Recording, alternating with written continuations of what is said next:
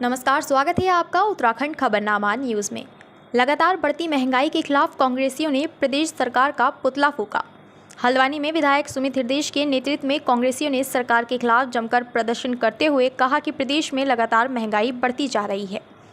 चुनाव खत्म होते ही सरकार ने फिर से महंगाई बढ़ाना शुरू कर दिया है। कांग्रेसियों ने बुद्ध पार्क में प्रदेश सरकार का पुतला दहन करते हुए कहा कि चुनाव खत्म होते ही प्रदेश सरकार ने सबसे पहले बिजली के दामों में वृद्धि कर आम जनता की कमर तोड़ दी है।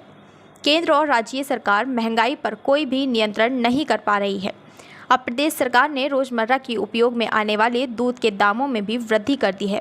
विधायक सुमित हृदयेश ने आरोप लगाया कि चुनाव खत्म होते ही सबसे पहले प्रदेश सरकार ने बिजली के दाम में वृद्धि की और अब दूध के दाम में भी वृद्धि कर लोगों को महंगाई का तोहफा दिया है।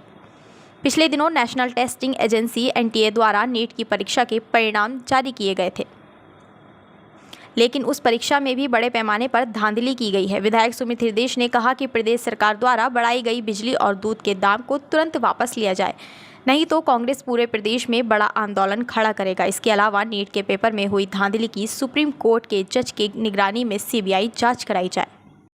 जैसे ही चुनाव समाप्त हुआ उत्तराखंड का, तुरंत क्या करा इस राज्य की सरकार ने, बिजली की दरें बढ़ाई। नलों में पानी नहीं आ रहा, लगातार जनता की व्यवस्था है कि पानी का बिल का भुगतान करें। तो ऐसी ये जो सरकार जो गहरी नींद में सोई हुई है, चाहे केंद्र की सरकार हो, अरे उनकी पहरेदारी में, उनकी चौकीदारी में कैसे लाखों बच्चों का भविष्य, नीट की जो परीक्षा है, कैसे कॉम्प्रोमाइज़ हुई। इनके आश्रय और संरक्षण के बिना ये संभव नहीं है। कांग्रेस पार्टी मांग करती है जो वृद्धि हुई है बिजली की दरों में, दूध के दरों में, इनकी वापसी राज्य सरकार करे। और हम मांग करते हैं कि सुप्रीम कोर्ट के सिटिंग जज की निगरानी में सीबीआई जांच हो कि नीट का पेपर, आवश्यक वस्तुएं लगातार कमर तोड़ महंगाई का जनता को सामना करना पड़े। केवल धार्मिक उन्माद के अलावा कोई विषय इनके पास नहीं। धर्म के नाम की, जाति के नाम की राजनीति करते हैं, लेकिन जनता की जो अव्यवस्था है जो इन्होंने बनाई है, अभी समय आएगा, 2027 का चुनाव आ रहा है, उससे पहले निगम का चुनाव आ रहा है, उससे पहले पंचायतों का चुनाव आ रहा है। इनको करारा जवाब देने को जनता इस बारी तैयार है। धांधली हुई है और देश के शिक्षित बेरोजगारों के साथ एक तरह का मजाक बनाया गया है। आपने देखा होगा कि नीट में 720 का जो मार्क होता है, 67 लोगों ने टॉप किया इस बार।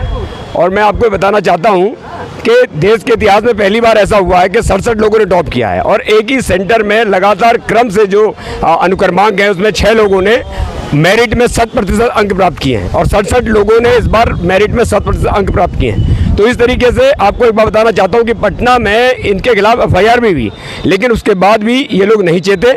14 जून को रिजल्ट आना था, क्यों आनंद फानन में आपने 4 जून को रिजल्ट दाखिल कर दिया।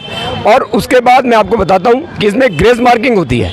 आपने ग्रेस मार्क में भी जिन लोगों ने कोर्ट में जाके शरण ली, उन लोगों को तो आपने ग्रेस मार्किंग अलाउ कर दी, और बाकी क्या छात्रों के लिए कोर्ट में जो जाएगा उसी को आप करेंगे। इस तरह की एक बहुत बड़ी धांधली। तो नीट के मामले में धांधली है, धांधली भी है, तो ये परीक्षाएं रद्द होनी चाहिए। और इसमें ये देखिए, ये स्वास्थ्य से जुड़ी हुई नीट का एग्ज़ाम होता है, और ये आने वाले समय के लिए देश में अगर आप स्वास्थ्य संबंधी मामलों में भी इस तरह का नीट में अगर छेड़छाड़ करने लग गए, पेपर लीक होने लगा, तो निसंदेह ये राष्ट्र के लिए अच्छा नहीं है। और दूसरा, हम लोग टोल टैक्स में जो आपने 5% की वृद्धि की है टोल टैक्स में, उसके खिलाफ भी यहाँ पर हम लोग आज पुतला दहन कर रहे हैं सरकार का।